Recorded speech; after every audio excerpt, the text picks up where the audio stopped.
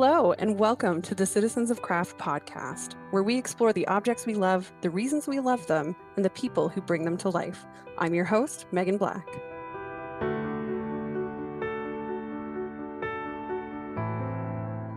In my job as the director of the Canadian Crafts Federation, I have the absolute honor of meeting craftspeople from across Canada and beyond who dedicate their lives to the creation of artistic, skillful, and captivating objects.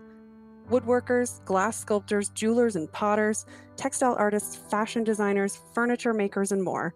You name it, there's someone out there making it and making it well. These are the citizens of craft. They are masters in their own right, chasing techniques that have been in use for thousands of years and exploring new technologies that have just begun to push the boundaries of art. They create objects with meaning, history, and purpose, rejecting the mass-manufactured lifestyle of our time to capture something more authentic, something that fascinates, something that matters, something that tells the story of who we are. Join me as we explore that story through the 10 manifesto statements of the Citizens of Craft movement, from You Are Not a Lemming to Cookie Cutter Doesn't Cut It, and Vases Are People Too. We'll discuss these ideas and so much more by talking with the people who bring them to life, the Citizens of Craft. So, I am delighted to welcome two excellent guests for today's podcast. Originally hailing from Happy Valley Goose Bay in Labrador, but now living in Kippens, Newfoundland, we have mixed media artist Michael Massie. And joining us from Montreal, we have the esteemed Inuk scholar and independent curator, Dr. Heather Igloliorte. Thank you both so much for being here. Oh, you're quite welcome. Thank you. Yeah, thanks for having us. So, welcome to the second episode of the Citizens of Craft podcast. I'm so pleased to have you both here. Now, I suspect that many of our listeners are visual thinkers. So, let's start today's conversation with a little bit of visualization. But Michael, why don't you start just by describing where you are right now? I'm in my living room right now. I was hoping to do this out in my studio. That way, I had something a little more exciting to talk about. But no, there's a bit of artwork around. I have a few sculptures that I've made and given to my wife and kids over the years, and some other work that I've collected when I was teaching up north, and then some that I inherited from my parents, which are some tea dolls from Labrador. Oh, nice. And and then over in the corner, just to let you know, I have a baby script, but it's not our baby, but it's our grandson. And Oh, lovely. he's the joy of my day at the end of a hard day. And Heather, where are you calling in from today? I am sitting in my tiny home office in Montreal, Quebec. Wonderful.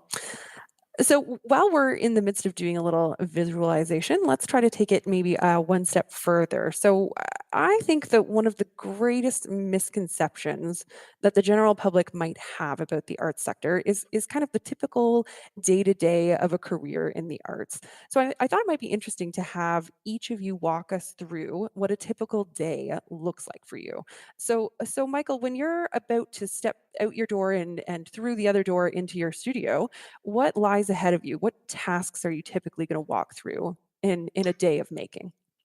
Give you just like a run of like today I'm working on a couple teapots right now, and I'm in the process. I just put the first body of the first teapot is put together, but now I'm working on putting together the body of the second teapot.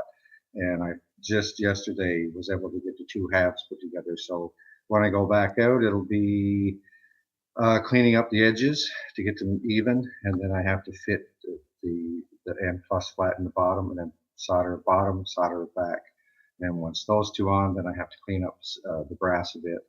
And from there, I'll be designing the handles and the lids and deciding whether I'm going to etch them or what texture I'll have on the surface when it's finished. But that's pretty much it. I mean, I'll work. Usually I start late in the mornings, about 9:30, 10, and I work for about 5 or 6 hours before supper, and then I'll work again after supper for about 3 to 4 hours most times. But that's pretty much it, how a day goes. Just going through the process of what you're working on. And if I'm designing a piece, it's with the silver or with the brass or silver if I'm working in it. it's coming up with a design. So that's a lot of thinking of what kind of shape you want to make it interesting, you know, that kind of thing. And tell us a little bit about the teapots, because you're kind of known as a teapot artist. It's not the only thing that you do by any means, but it's certainly a big part of your practice. Yeah, teapots were the ones that actually how my career pretty much got started, was working with the metals. But these ones, like I don't repeat a teapot design twice. They're always original, and same with if I do stone carving. But with the teapots, they're all original designs, and they're based on the first started. They were based on ulus, trying to use the ulu as design, and then it just kind of stemmed from there. I did a few owls, did some kind of geometric shapes. So it's kind of the feeling I'm in at the time. Or if there's something out there that has given me an idea from reading a book or looking at pictures or something like this. But other than that, it's how they go. It's just a moment spur thing or a thought. It might not be a moment, but it's over some time. You might come up with a design. But it usually stems from that. But yeah, the silver work definitely has made my career start to where it is today. And you mentioned, I think everyone on the call today or on the podcast today knows what an ulu is, but for the folks who haven't necessarily traveled that far north or may not have come across it, can you describe that for us a little bit? Sure, it's usually a crescent shape, a lot of times like a half moon or a quarter moon shape. It has usually it could be one or two stems coming off the main blade that connects to a handle. So the handle tends to look like a T shape. That's thin stem, and then you have a wooden handle. But there are many different shapes. The knives are actually used for cutting up meats, like fish or caribou meat or seal or whatever, and also for like sewing and making clothes. Traditionally it's a woman's knife. They call it because usually the woman uses the knife for particular things. So I don't know if there's really too much more behind it, but that's what I know of it anyway. I did not know that it was more typically known as a woman's knife. Interesting. Mhm. I guess, Heather, your day probably looks entirely different. So you're still obviously working within the arts, but tell us a little bit about what your day to day looks like.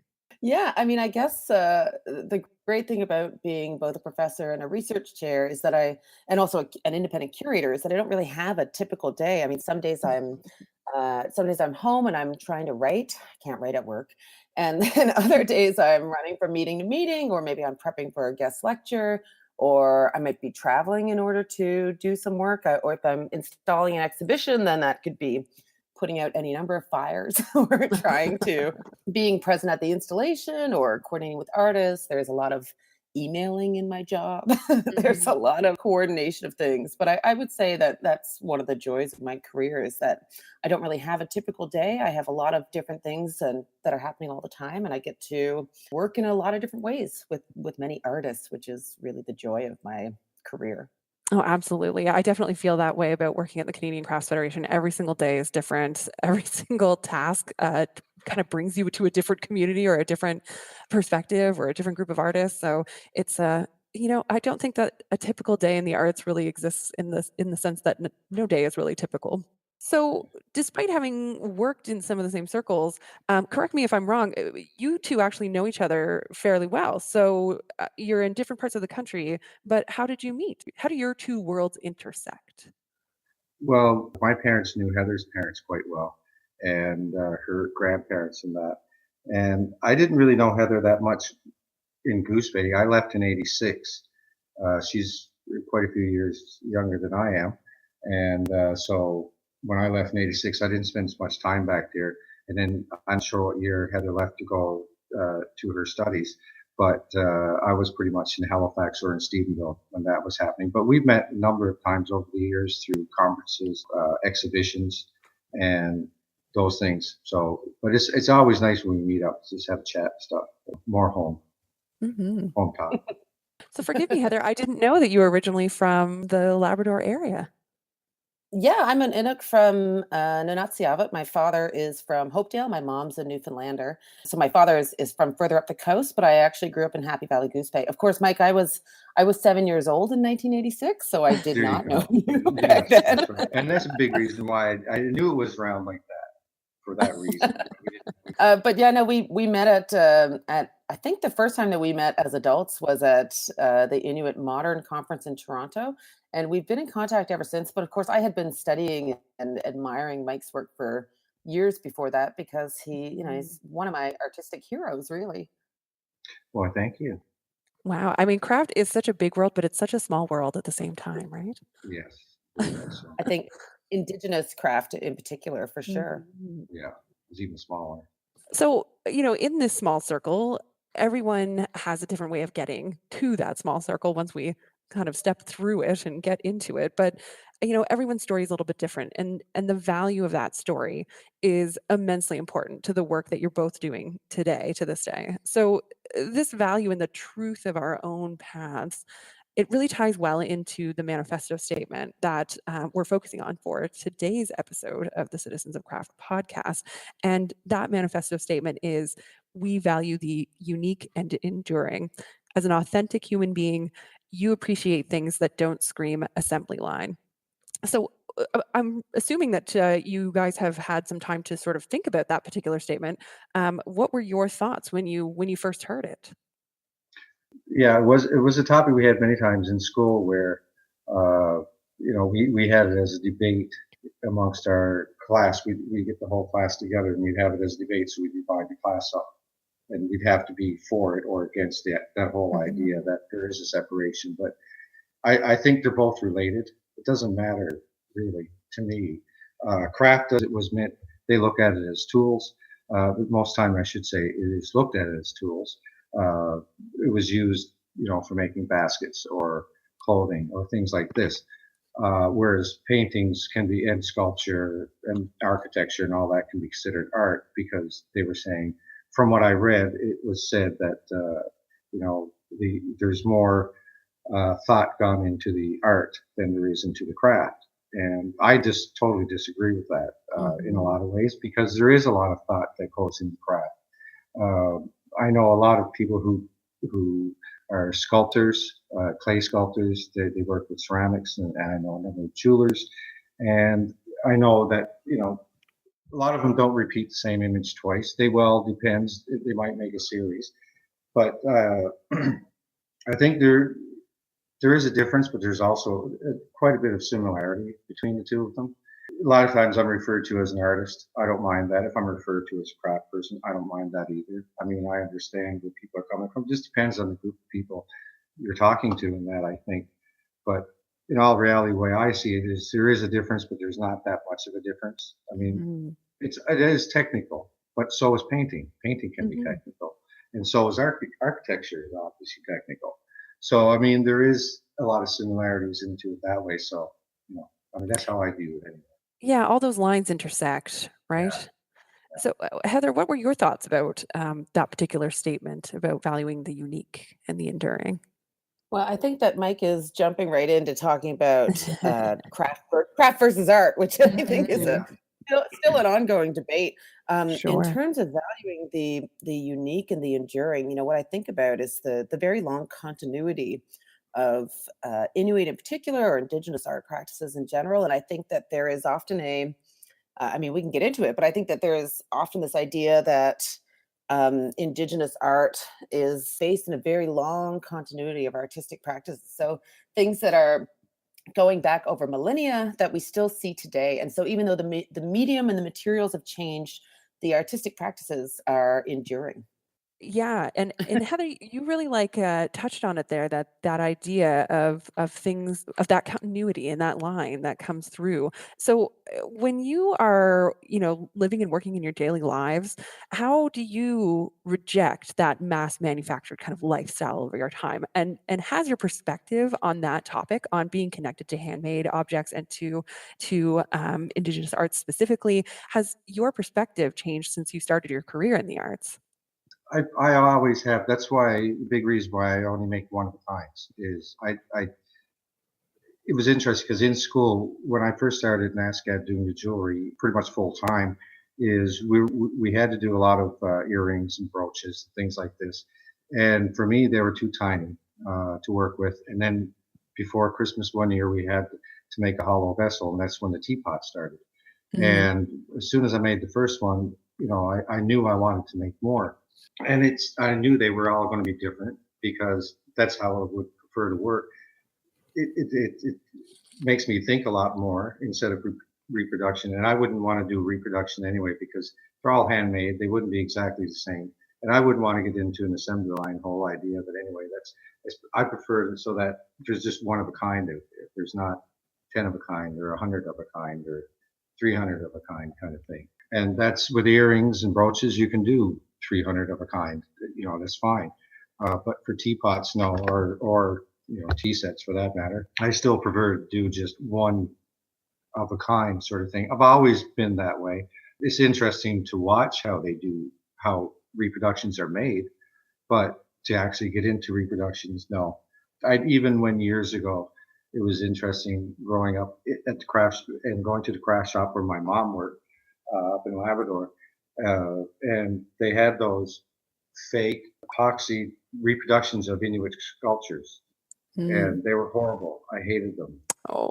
They should have been junked. I used to always tell the lady who owned the store, and she knew where I was coming from because she didn't really like me either. But she said that's people will buy them, and she said she found it hard to get the carvings from artists at the time anyway. Because even like Heather knows, is that Labrador was very quiet, not on their own fault, but it was just they weren't heard of very much about the work that they were doing, sort of thing. And you must come across that all the time, the reproductions and people's misinterpretations of what is actual good craftsmanship and what is a proper piece of artwork. Those lines get blurred so easily in the time that we're living in. Heather, how do you when you do come across that kind of thing, does it enrage you? I know it enrages me. Well, this is something that goes back a long time, that there have always been, since Inuit art became popular, and particularly Inuit sculptures, then, it opens the door for fakes and forgeries and things to flood the market, which is why it's so important that we appreciate and respect the things that are made by individual artists, and how important it is that they are fairly identified. It makes me think about the Igloo Tag program that's just been restarted by the Inuit Art Foundation, which is meant to combat this exact kind of flooding the market with these sort of inferior pretend things. As a professor, as someone who, if you Google Inuit art curator or something, my name may come up on the internet. So I do often get just kind of random emails from people saying, "Hi, I have this thing. I found it in my grandparents' attic. Can you tell me what it's worth?" And very often you'll see it and you'll say, "Well, that's it. What you have is is unfortunately not what maybe you're hoping you have." Yeah, exactly. And so sometimes people will send you a picture of, I don't know, like a placemat or a plastic sculpture, like Mike is talking about, or something that you're like, "I'm very sorry to say that you have something that's mass manufactured here." And it's a little bit of a antiques roadshow situation going on, right? Exactly. I'll often just say, treasure it always yourself. Well, because there's meaning in objects, all objects. Like, people connect with objects because of the stories that are behind those objects, right? So when you get that extra layer with an authentic piece of work, you're almost connecting to another human being and their whole story. Arts and crafts, usually the artists, they're putting everything into it. Themselves, a lot of themselves go into the work, no matter what you do. You'll always find a bit of the artist in there, and the uniqueness is very important for me, and that's why I prefer one of a kinds.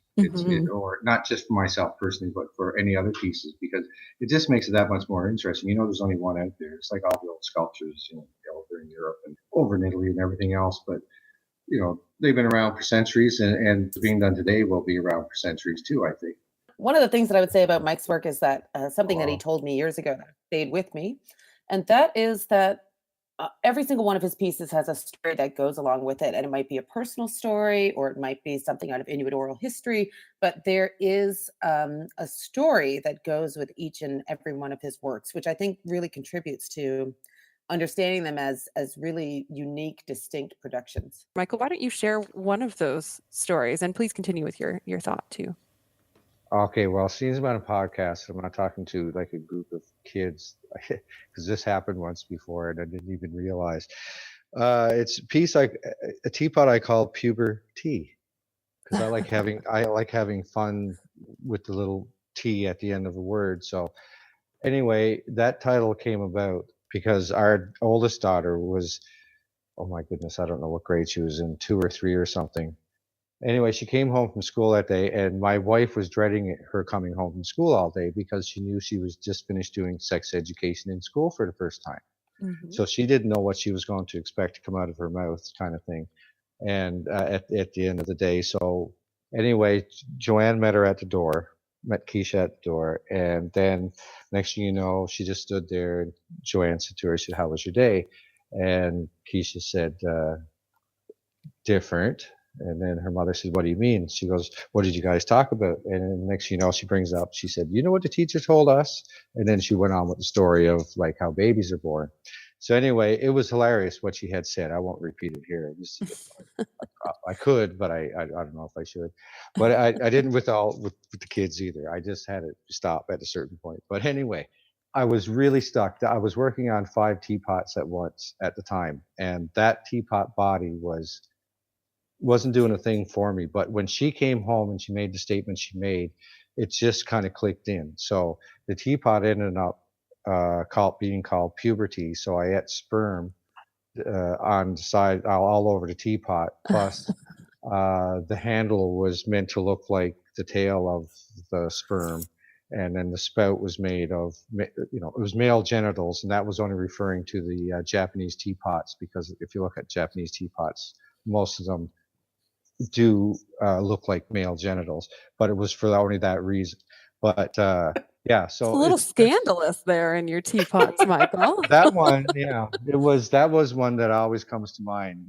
And I remember when I used to go to do some talks in school with the kids and talk about my work, and I'd always tell that story. Well, I told it when I was doing it to talk to Keisha's class, and she said, "Dad, please don't say my name. Please don't say my name." But of course, I had to say Well, it. it's on a national podcast now. Sorry, Keisha. Yeah, there you go. But it was, I like playing on uh, the tea in a teapot, right? Like I'm just trying to think. Now, community was another one, Mm. and that was based on an Inuit story that goes back. Heather, as a curatorial perspective, of course, seeing the stories behind those objects is a big part of the reason that you're often selecting those work. Is that correct? Sure. I mean, I'm still a little taken by surprise by Mike's story. Yeah, where do you go from there, right? I thought maybe you would tell us about, grandfather, I have something to tell you, or another work, but you took Oh it right no, to yeah, I took zero it to to the 60. teapot. I've always said that Mike is a very punny artist. A lot of the titles have sort of punny names, which is also something that you see in Inuit art a lot. Hmm. To answer your question about whether or not the story is a big part of what happens in the exhibition, I mean, it's not something that I think of necessarily as a thread of my curatorial practice per se, but it's certainly, when you're giving a tour through an exhibition, you really connect with audiences when you can talk to them about the deeper meaning underneath something. And Mhm. I have seen that people really connect to Mike's work for that reason, I think. Yeah, Interesting. absolutely. And when you're in an experience like that, where, Heather, from your perspective, when you're walking through an exhibition and you're telling those stories, or you're sharing that experience with someone who perhaps, has either not been in that particular show or maybe never even been in an art gallery before, how do you try to explain the craft world to them? Well, when take for example my exhibition Sekiayuk Art and Craft from Nanatsiava. That is, I deliberately included craft in the title of that show because I wanted audiences to understand that we do consider there to be a difference between art and craft in Nanatsiava. And very often, what I found and what I think is a little bit different than how we do it in Western art history is that what I found in talking to artists and craftspeople in Labrador is that they do see a very clear distinction and that craft is actually considered in a much higher regard. And so, if I said to someone, who should I talk to in town, in Makobik or Rigolet or Nain or Postville about their artistic practices, people would always name elder women craftspeople first, so the basket makers and the seamstresses. That was who everyone seemed to mutually hold in really high regard.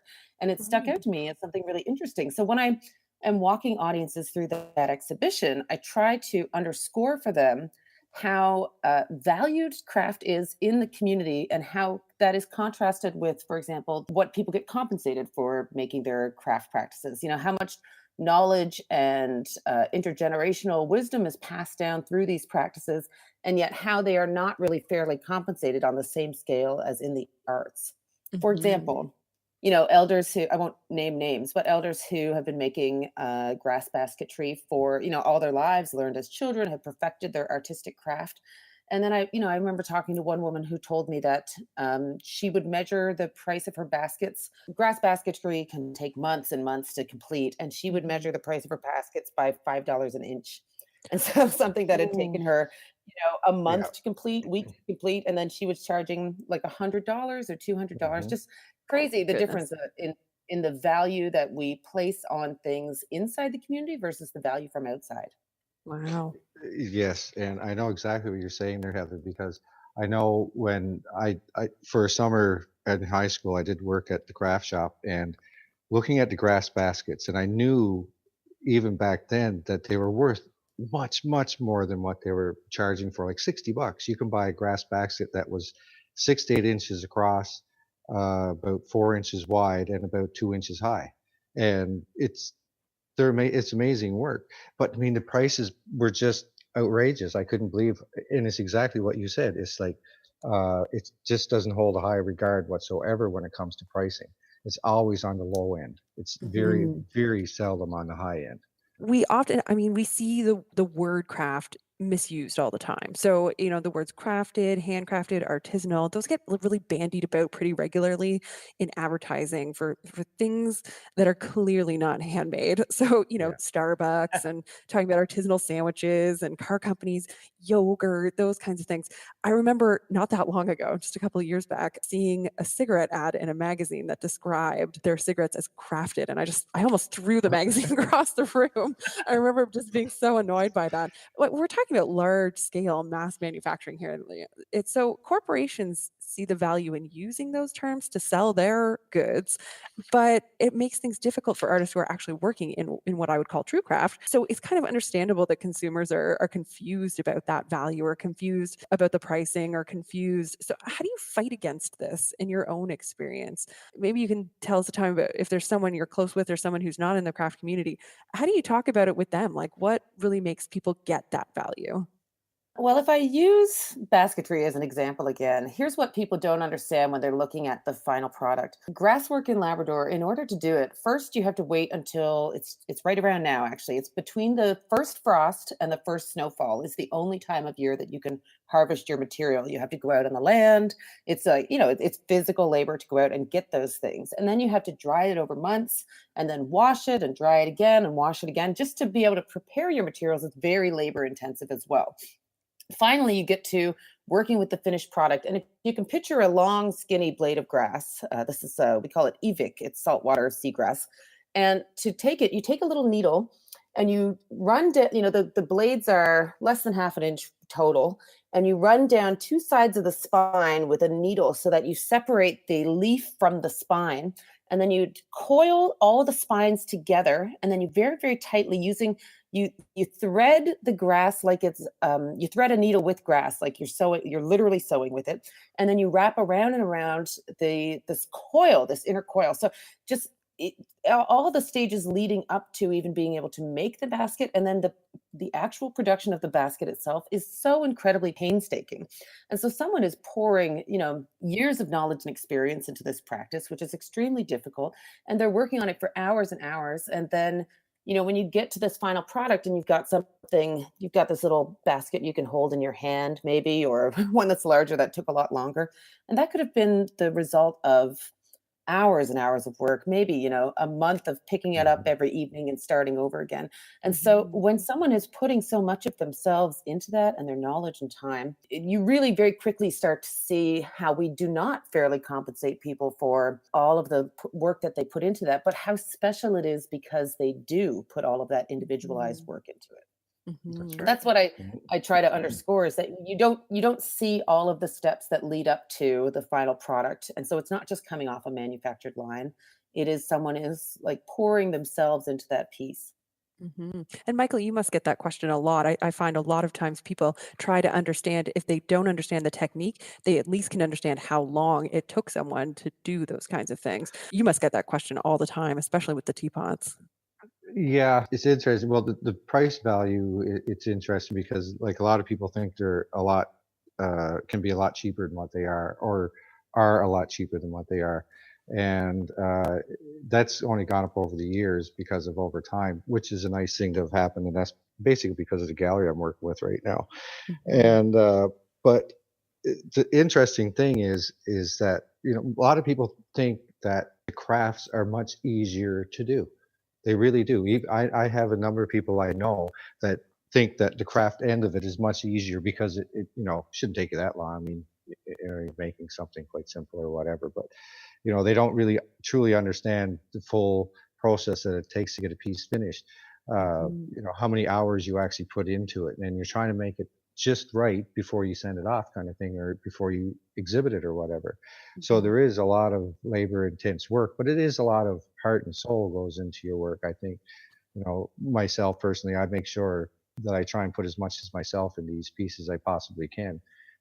That's just part of it, I think. But uh, yeah, it's interesting how people will look at the difference between the two, and art seems like the value of it can be much higher, much easier than it can be for crafts. Whereas crafts, that's where I don't see a difference in a lot of ways. Is there is a lot of the both similarities that come into thinking of art and craft, and Mhm. I don't hear that as much as I used to. But Mhm. then, mind you, I don't see many people in the run of the week either. It's just because I live in my studio. But And the I mean, only I people, really dare those people who who feel like, "Oh, it shouldn't take that long to pick yeah, up a there's a lot hammer of and them. actually try to make something," because Yeah, it becomes quite clear quite quickly when you try to take on those skills. yeah, it is a long process, and it is Mhm. a labor of love in most cases. Most times we wouldn't be doing it if it wasn't. Speaking of that labor of love, I do wanna take a quick moment to address how you both fell in love with craft. Was there a specific time or a specific, experience that you had that opened your eyes up to the craft world? You know, what made you fall in love with craft to begin with?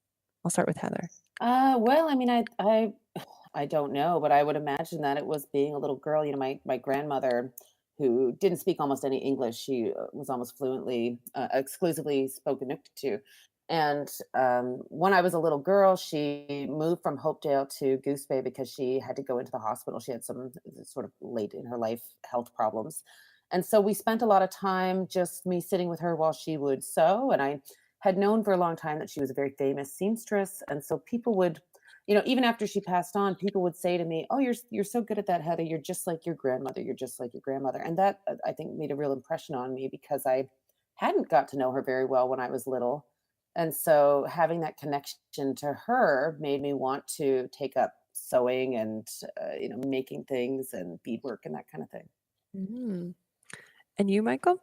My mom used to, because she worked at the craft shop, and before long before I started, did a summer job there. She was working there, and she knew all the best of like the finest producers of all the difference between grasswork, beadwork, tufting, all those different mediums that are in craft are considered craft. Anyway, she knew them all. So you know, she had no problem picking up techniques. The only thing, mom would pick up something, she'd do it for a while, then she'd put it aside, and then she'd start something else, and then she'd partially finish that and then put it aside. But I know that when I did have that summer job in the craft shop, that I got to see all these things being brought in or that were on the shelves and that. I, I mean, we wore mitts, the sealskin mitts growing up. When they were around, I had sealskin boots that I used to wear my grandmother's or grandfather's, whichever. And but I think in school it's funny because when I left Stephenville to go to Halifax to do Nova Scotia College of Art and Design, I had all intentions of being a painter and a printmaker. And Mm. it wasn't until in my first year there that a friend of mine, one of our roommates, she was doing jewelry. She came home with about 4 or 5 different jewelry pieces one evening, and I looked at it and I was kind of impressed. So I said, what's the jewelry studio like? So I went in and I basically walked through the door, and as soon as I did, it was almost like it was calling me. I knew I was in the right place. So I dropped painting and printmaking altogether and completely took up metalwork. But the thing is when I did that, I wasn't even thinking about switching over from what's considered art, which is painting and printmaking kind of thing, and then going over to a craft, which is the jewelry part of it, because that's how it's looked at. And I didn't view any differences that way. I just preferred one thing and, over the other. And it just snowballed from there kind of thing. Now, Heather, you mentioned earlier that from the point of view in that exhibition that you had done, there was a very distinctive difference between art and craft. Can you talk a little bit more about that perspective? Well, I think it's just that, as I was saying, that it's something that was really held in very high regard among all the local people. I don't know if the distinction still holds up after you kind of leave the community and get it into the art gallery, but it was something that I did notice. There was a very strong thread of a deep respect for craft people, because it is something that has been passed down through generations, that it needs to be practiced, that you can't just pick it up, but that you need to learn through observation and study. And so I think that that is what I try to impress upon our visitors to the exhibition as well, is that we're looking at something that's not just about one person's work, but about a sort of enduring practice that has been sustained by community. Wow. Yeah. Oh, I love that. So I think we're going to move on to our final segment for the podcast for today. And so for only the second time, we're going to go into our speedy segment, which where we try to get some quick and direct answers from each of you in what I'm lovingly calling the slow craft lightning round. We did a lightning round in our first episode, and it was not very quick. So I think the slow craft lightning round is the way that we're going to move forward with this. So I'm going to throw a couple of rapid fire questions at both of you. And again, we'll get Michael to answer first, and Heather, if you can immediately follow. Are you both ready? I'm ready. All right, so 1, 2, 3, let's go. Where did you study craft? Nova Scotia College of Art and Design in Halifax. Same. Oh, nice. What is your favorite gallery? Ooh, hard to say. I've got to say the Inuit Art Center, which doesn't even exist yet, but when it does open, it's going to be my favorite. And that's planned for Winnipeg, correct? It's at the Winnipeg Art Gallery.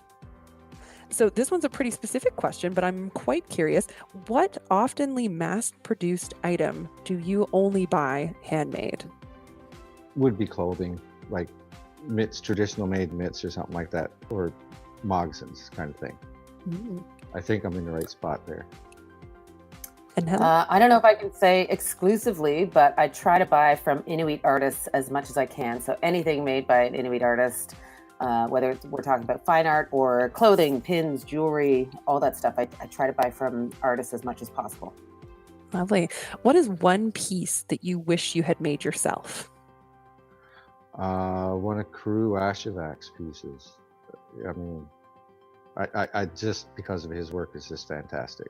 He's no longer with us, unfortunately, but he was why I fell in love with doing sculpture. Oh, wow. Sculpture, yeah. Anything by the Inuit jewelry designer Ugly Fish, Adina Duffy. I love her work. I have a pair of her earrings. Yeah. Yeah, everything she does is magic. What is your favorite quote? Do you have a favorite quote? I don't know if it is correct or not, but I'm going to go ahead with Louis Rial's, "Our people will sleep for 100 years, and when they wake, it'll be the artists who give them back their voice." I love that. I know. I think one of mine was from Bjork, and she said it's better to be a circle than a square. What is your greatest weakness? Being too particular.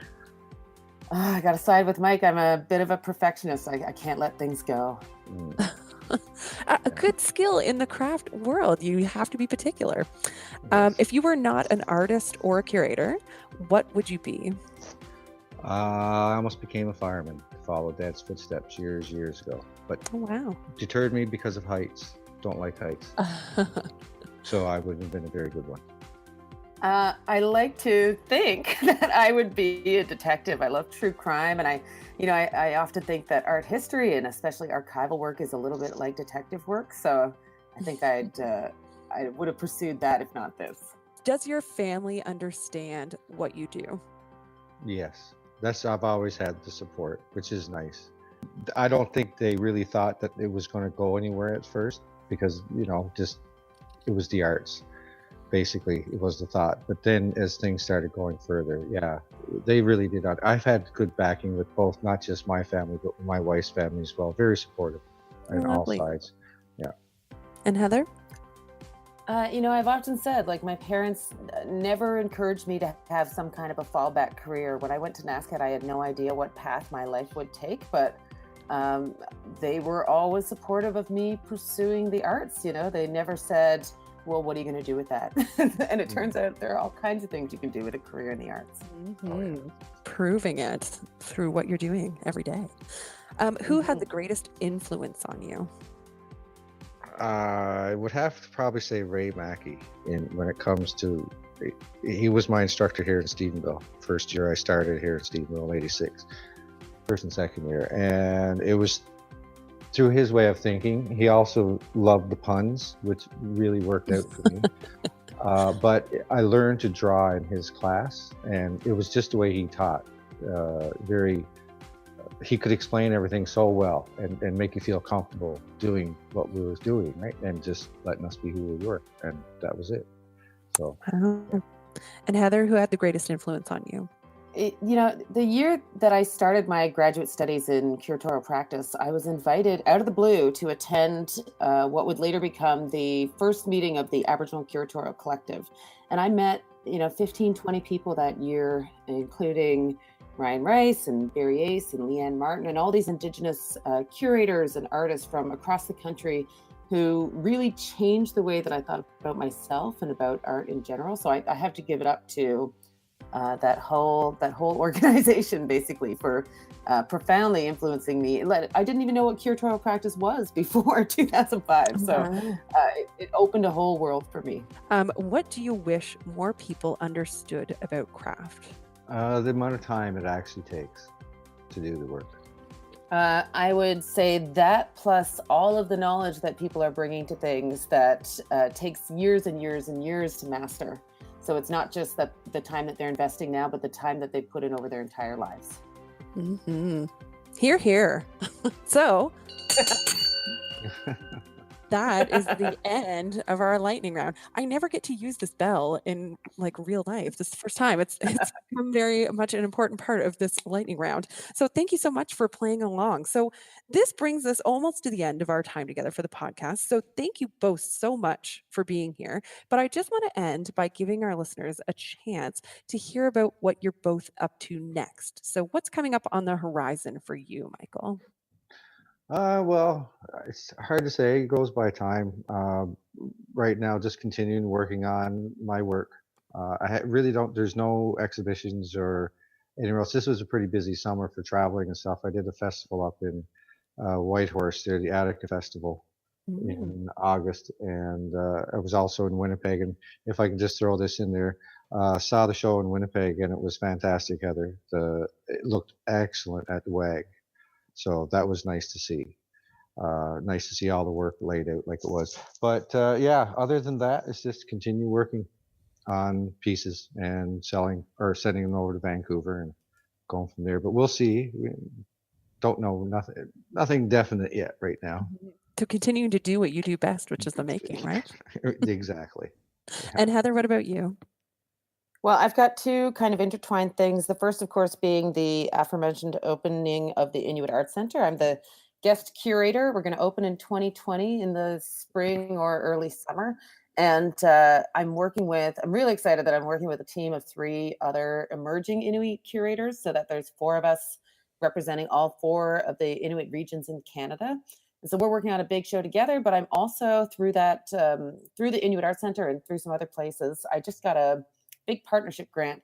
And so we have a partnership across the country. And this is a bit of a plug for your listeners, that we have a partnership that is, it's meant to address the real lack of Inuit knowledge keepers in institutions all across the arts by providing training and mentorship opportunities. So if there's anyone out listening who works at a museum or in a collection or at a site where they might have some kind of a meaningful opportunity and want an Inuk to come in and work with them, like if you have a Inuit art collection, I know you probably don't have anyone whose expertise is in that area, or if you'd like to have an Inuk come in and talk or work with you, that's got potential. I don't have a website yet because we literally just got the funding, but it's going to be a 7-year project taking place all throughout the North and South. And we're really just trying to increase the amount of Inuit leadership there can be in all across the arts. That is excellent. What a great project. Thank you so much for sharing about that. Thank you both so much. This has been an absolute pleasure to speak to both of you. And I really, really want to thank you for the time and the energy and the heart that you put into this call. Is there anything else that you wanted to say or that you wanted to put out there into the world? No, just hi to everybody and keep looking at the crafts. I guess I would say bye Inuit. There you go. Bye Inuit, bye Inuit. Yeah. Today's episode of the Citizens of Craft podcast has been made possible through funding from the Canada Council for the Arts and with the support of the many members of the Canadian Crafts Federation. Thank you to the artists who shared their thoughts and their time with us today, and thanks to all of you out there who took the time to listen. Continue the conversation online and see work from today's guests on the Canadian Crafts Federation Facebook, Twitter, and Instagram accounts. While you're out there on the web, be sure to visit citizensofcraft.ca. There you'll see the profiles of over 600 professional craft artists. You can search by artist, medium, and location, even your own postal code, to connect with artists where they live and work across the country. Are you a maker? A lover of all things craft? Want to make a local connection? Look up your provincial or territorial craft council today. And join us next time on the Citizens of Craft podcast. Until then, craft on.